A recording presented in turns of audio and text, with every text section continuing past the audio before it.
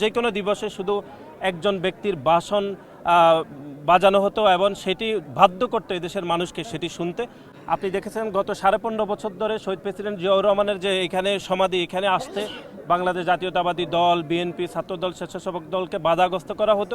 যখন 25শে মার্চ কালো রাত্রির পরবর্তী সময়ে বাংলাদেশের তৎকালীন রাজনীতিবিদরা যখন ব্যর্থ হয়েছে, অনেকটা গা ডাকা দিয়েছে, তখন একজন সেনাবাহিনীর একজন মেজর হয়েও তিনি জীবনের ঝুঁকি নিয়ে পরিবারের নিরাপত্তা না ভেবে তিনি দেশের পক্ষে, দেশের মানুষের পক্ষে স্বাধীনতার ঘোষণা দিয়েছেন এবং সেই ঘোষণায় ঐক্যবদ্ধ হয়ে এই দেশের মানুষ, ছাত্র জনতা সবাই মহান মুক্তিযুদ্ধে ঝাঁপিয়ে পড়েছিল এবং পাকিস্তানি হানাদার বাহিনীর বিরুদ্ধে ঐক্যবদ্ধ আক্রমণ করেছিল এবং 9 মাস যুদ্ধ পরবর্তী সময়ে আজকের এই দিনে আমরা বাংলাদেশকে ঐক্যবদ্ধ বিজয় অর্জন করেছিল। সুতরাং আজকে 2024 সাল এটি একটি ঐতিহাসিক দিন আমাদের জন্য, কারণ গত 15.5 বছর ধরে বাংলাদেশের বিজয় দিবসকে এককেন্দ্রিক একটি বিজয় দিবস উদযাপিত হয়েছে। বাংলাদেশের প্রত্যেকটি দিবসে, যেটি স্বাধীনতা সংগ্রাম কেন্দ্রিক, 7 মার্চ অথবা বিজয় দিবস অথবা যে কোনো দিবসে শুধু একজন ব্যক্তির ভাষণ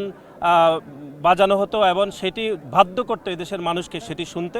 আপনি দেখেছেন গত 15.5 বছর ধরে শহীদ প্রেসিডেন্ট জিয়াউর রহমানের যে এখানে সমাধি, এখানে আসতে বাংলাদেশ জাতীয়তাবাদী দল, বিএনপি, ছাত্রদল, স্বেচ্ছাসেবক দলকে বাধাগ্রস্ত করা হতো। গত 3টি জাতীয় নির্বাচন অনুষ্ঠিত হয়েছিল, 2014, 2018 এবং 2024-এর কোনো নির্বাচন জনগণ ভোট দিতে পারেনি, বিশেষ করে তরুণরা কোনো ভোট দেওয়ার তারা সক্ষমতা অর্জন করতে পারেনি। সুতরাং আজকের দিনে এই 2024 সালের 16 ডিসেম্বর এটি আমাদের অন্যতম লক্ষ্য হওয়া উচিত, ছাত্র জনতার গণ অভ্যুত্থান পরবর্তী সময়ে যে একটি জনগণের সরকার প্রতিষ্ঠা করে জনপ্রতিনিধিদের হাতে ক্ষমতা হস্তান্তর করা, তাহলে জন আকাঙ্ক্ষার ভিত্তি সেটি স্থাপন হবে। এবং একই সাথে আমরা আরও কয়েকটি দাবি উপস্থাপন করছি, যেটি বাংলাদেশ জাতীয়তাবাদী ছাত্র দলের পক্ষ থেকে। সেটি হচ্ছে 2024 সালের যে জুলাই এবং আগস্টে যে সকল শহীদ হয়েছেন তাদের পরিবার এখনও পর্যন্ত রাষ্ট্রীয়ভাবে যে ক্ষতিপূরণ সেটি কিন্তু একদম পর্যাপ্তভাবে এখনও পায়নি, এবং যারা আহত হয়েছেন আপনি জানেন তাদেরকে যে পুনর্বাসনের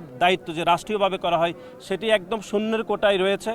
এবং আমরা আরও কয়েকটি বিষয় যেটি লক্ষ্য করছি সেটি হচ্ছে এই 2024-এর জুলাই এবং আগস্টের শহীদদের স্মৃতি সংরক্ষণের জন্য এখনও কোনো উদ্যোগ গ্রহণ করা হয়নি। বাংলাদেশ জাতীয়তাবাদী ছাত্র দলের পক্ষ থেকে আমরা এটি প্রতীকী কোনো কাঠামো স্থাপন করার জন্য আমরা ঢাকাতে সেটি রাষ্ট্রীয়ভাবে করার জন্য আমরা দাবি জানাচ্ছি। এবং একই সাথে যারা 2024 সালে শহীদ হয়েছেন জুলাই এবং আগস্টে, তাদের প্রত্যেকের নামে ঢাকাসহ বিভিন্ন শহরের রাস্তার নামকরণ করার জন্য আমরা দাবি জানাচ্ছি। আমরা বিশ্বাস করি যে গণ আকাঙ্ক্ষার প্রতিফলনের কারণে 2024 সালের 5 আগস্ট ছাত্র জনতার গণ অভ্যুত্থান অনুষ্ঠিত হয়েছে। সেই গণ অভ্যুত্থানের স্পিরিটকে ধারণ করে অন্তর্বর্তীকালীন সরকার একটি দ্রুত সময়ের মধ্যে সংস্কার শেষ করে একটি জনগণের হাতে ক্ষমতা হস্তান্তর করবে বলে আমরা প্রত্যাশা রাখছি।